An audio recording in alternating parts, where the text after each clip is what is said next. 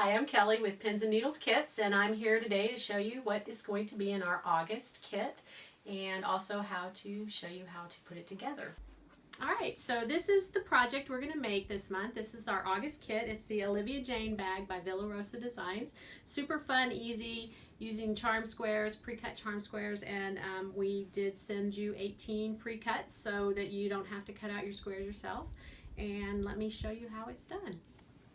Okay, when we open up August box, you pull back the tissue and we have all kinds of goodies in here for you. So you're going to get this little package right here that has your pattern in it, and we're going to be making Olivia Jane. It's a charm square patchwork tote by Villa Rosa Designs, and the pattern and instructions right here on this cute little card. And then we also give you the thread that you need to sew it together. And we always try to give you a really cute notion, and so this month is a sweet little pair of scissors with sewing motifs on it. Okay, then we've already cut all of the squares for you, so you're going to get 18 random squares, and we use the Gardenvale fabric by Moda, so that's a really fun boho kind of look.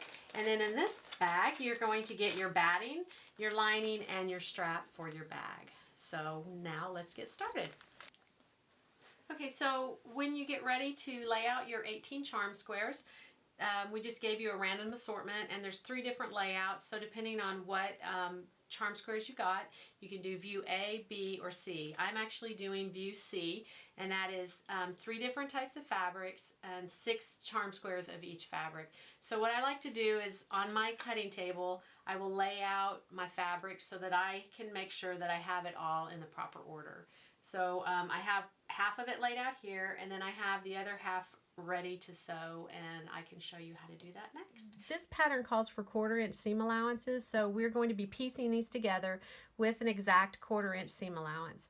And it's important that you try to get all of the seam allowances exactly right as you stitch. So a lot of sewing machine companies have a 1/4 inch or patchwork foot for their machine. This happens to be the one for my Bernina, and what it is from where the needle is to the edge of the foot is exactly a 1/4 inch. So as you're sewing, you're going to be running the edge of the fabric right along that edge there. And then if you notice, there's some little markings here as well, and each of those little indentions in the foot is a 1/4 inch apart. So if you were turning corners, you could sew up to one of those marks, turn, and then you would be exactly a 1/4 inch away from the edge as well. So I'm going to put this on my machine and get started. Okay, so we're going to take 2 of our charm squares, put them right sides together, and then we're going to line them up and sew right along one edge. And you always want to do a couple of forwards and backward stitches at the beginning. You want to sew kind of slowly until you get used to it, and make sure that you do your 1/4 inch seam allowance. When you get to the end, you're going to do another couple of back stitches and stop. And then you have your piece sewn together. Okay, so you do that all 3 for a row, and then I don't know if you can see this or not. So I've got 2 of my rows sewn together, okay, and I'm getting ready to sew the 3rd one on. I want you to notice whenever you do your pressing, if you'll press one side with the seams going one way and then press the other row with the seams going the opposite way, when you pin them together and go to sew them, they butt up right up against each other, and it makes them come out really nice and perfect. Okay, so I'm going to sew this next one on.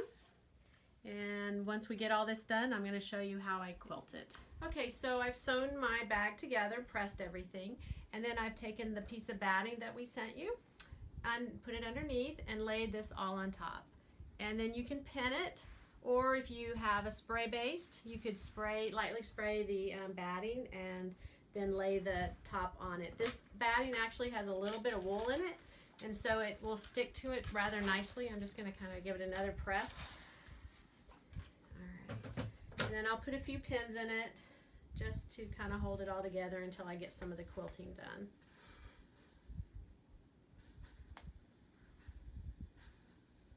I like to use glass head pins.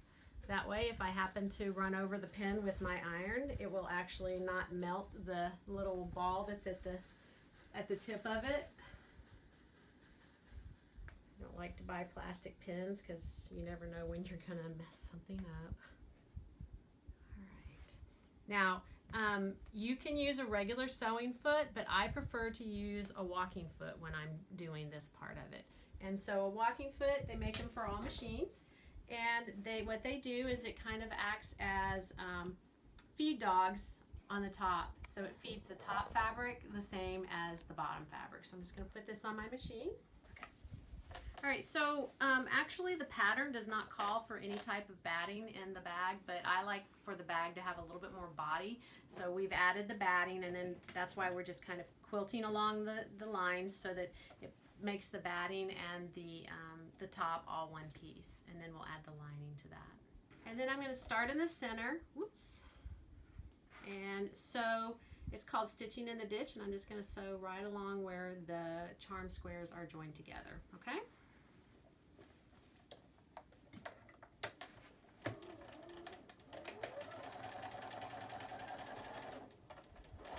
This foot keeps the fabric from shifting from one side to the next so that it ends up all sewn together nice and neat.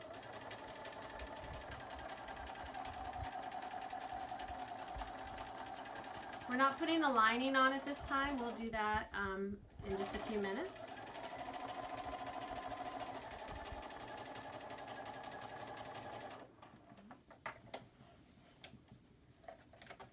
And so then I'll just continue on doing from inside the center out on both sides, and then I'll do the long parts.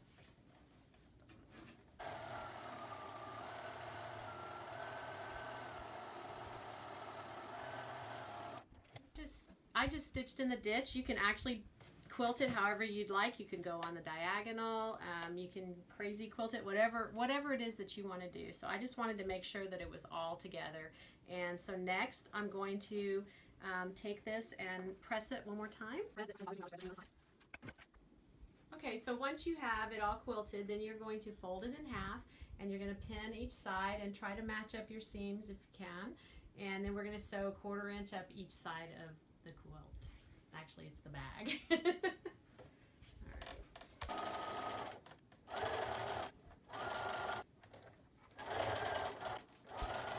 Okay, so we have it sewn together, and before we turn it, I want to trim my corners really quickly. So down here at the bottom, we're just going to do a little bit of a clip to get that excess fabric and batting out of the way, so that when we turn it, our corners will look nice and neat. So we're going to turn this right side out.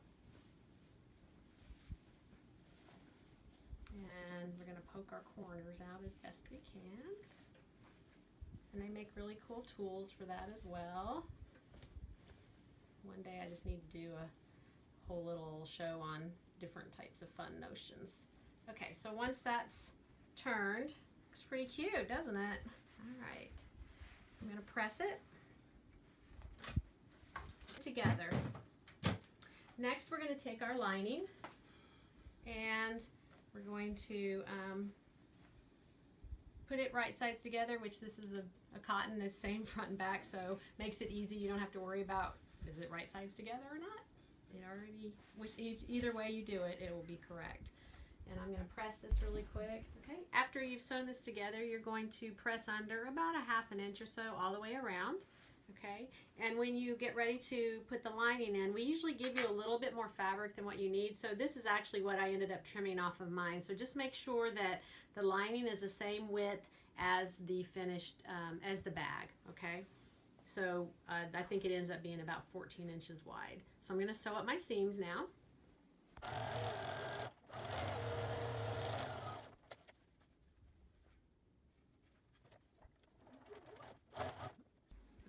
So this is a really nifty little tool from Clover, and it allows you to press on it, so it's heat resistant.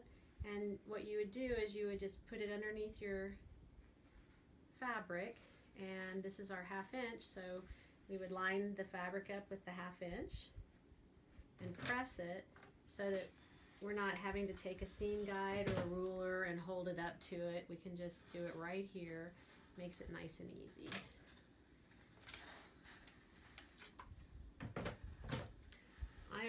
I've been sewing a really long time, so I'm really bad about just eyeballing. But if you you're doing it and you've never done this before, you want to make sure that you get a nice straight seam allowance. All right, we're going to turn this under. This is really pretty cool, actually.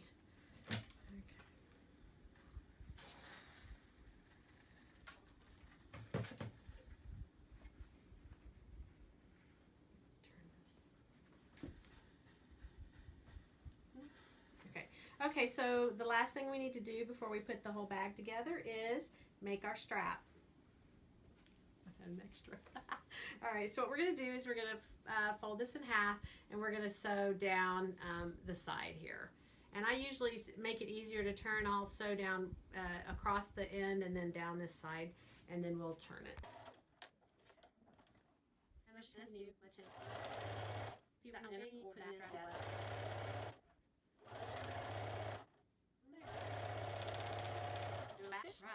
Alright, so you're going to take the purple thing, you're going to stick it inside of here, and then you'll just start pushing it into the strap.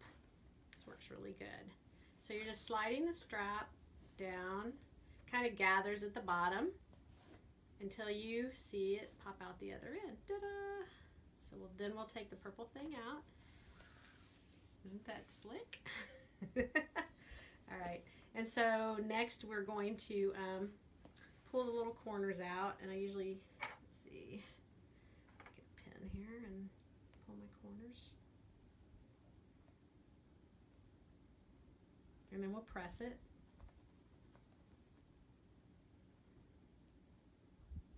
This part's actually going to be in the seam allowance, so if you don't get it exactly perfect, it's not a big deal.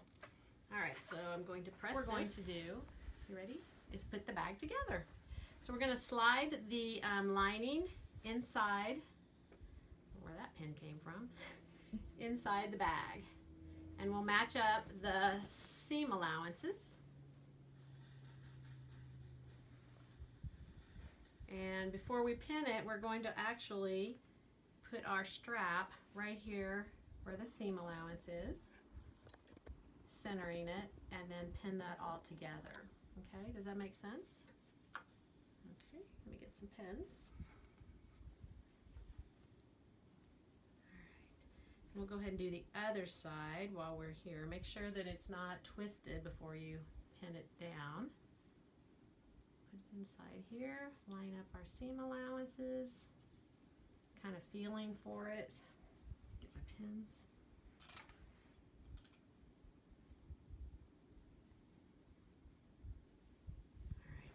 Then what we're going to do is just go all the way around the bag. And if you have like Wonder Clips or the Clip-Its, that's a really great thing to have here too. You can just clip it all together. You don't have to worry about the pin sticking you.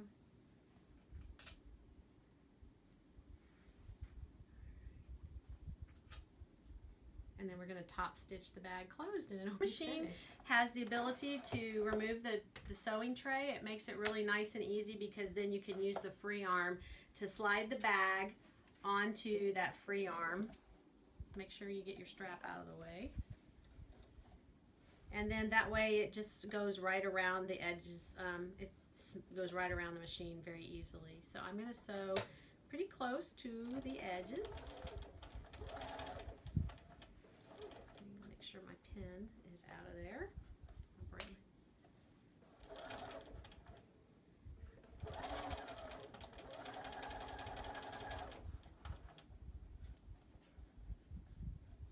The other thing I like to do is I like to stop my machine with the needle in the down position when I'm doing this. That way if I have to adjust the bag, I'm not going to lose my place and my seam will still look really nice.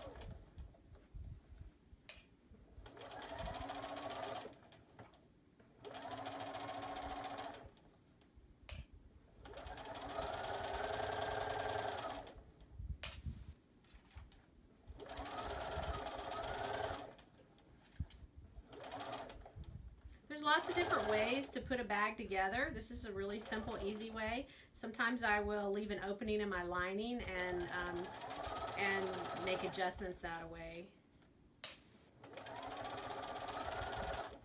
This would be a good beginning quilting or sewing project for somebody.